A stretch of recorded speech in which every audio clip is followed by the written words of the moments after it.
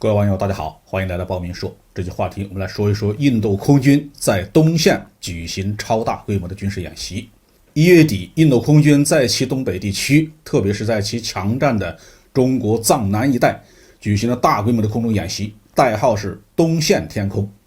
检查印度空军部队的战备状态。1月28号，驻扎在印度中央邦西北部城市瓜列尔的印度空军部队进行空中对抗演练。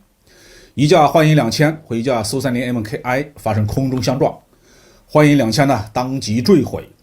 苏30 MKI 在2名飞行员弹射逃生以后也随后坠毁。印度空军的年度飞行事故率是全球第一，以印度空军装备的万国牌的飞机和印度斯坦航空公司装备维修保障的低水平，印度空军的飞机不是已经摔在了地上，就是正在准备摔在路上，出飞行事故是再正常不过的事情。只是这一次的飞行事故损失呢有点惨，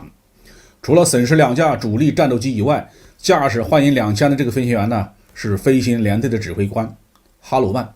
他也是丧生，这相当于损失了1名空军师的师长和2架主力战斗机。印度空军最主要的对手是巴基斯坦空军。近年来呢，巴基斯坦空军批量装备了枭龙布洛克3和歼十 C 以后主力战机普遍装备了先进的主动电扫描相控阵雷达，态势感知能力已经超过了印度空军的苏30系列战斗机。印巴双方在克什米尔上空的对抗一直都很激烈。2019年的空中较量，印度空军的米格21被巴空军击落，印飞行员空军中校阿比兰丹被俘。现在呢，巴空军的主战装备日益改善，印度空军的压力越来越大。我们注意到，印度仍然没有调整其对华政策，仍然以军事对抗为主基调。近期除了东部天空演习，印度空军还派遣了4架苏30 MKI 前往日本，与日本航空自卫队举行联合演习。这一切都说明印度空军的对抗重点还是中国，重点方向从西线转向了东线。1月底，印度警方抛出一份报告，认为在中印边境西段全线处于劣势，失去了65个巡逻点当中的26个。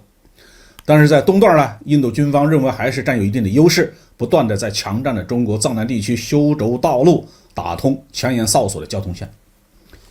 印度的东北部地区的经济虽然很落后，设施匮乏，但是印度空军在这里面拥有较多的机场，部署的苏30 MKI、阵风等作战飞机呢也都比较先进，而且空军基地大多海拔高度低，气候环境好，适宜于长期驻训。而中方在这一方向的机场大多海拔高得很高，高寒缺氧，难以长期驻训，战时油弹材的供应很困难。但是近年来，由于印度在边境地区的各种挑衅，迫使中方下决心加强中印边境地区的战场基础设施建设，包括一大批的空军、陆军航空兵的机场和防空反导的阵地，在西藏地区呢陆续建成投入使用，道路交通条件大为改善。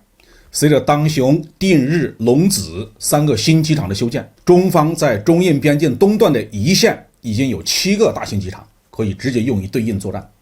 而且青藏、川藏铁路的开通， G318 和 G219 国道的全线的整修，以及运20、直20等战略战术空运装备的列装，解放军的战略机动能力和高原持续作战能力直线上升。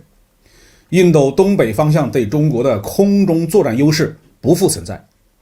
印度空军无论是在机动能力、主战装备，还是在地面保障上，已经全面落后于解放军空军。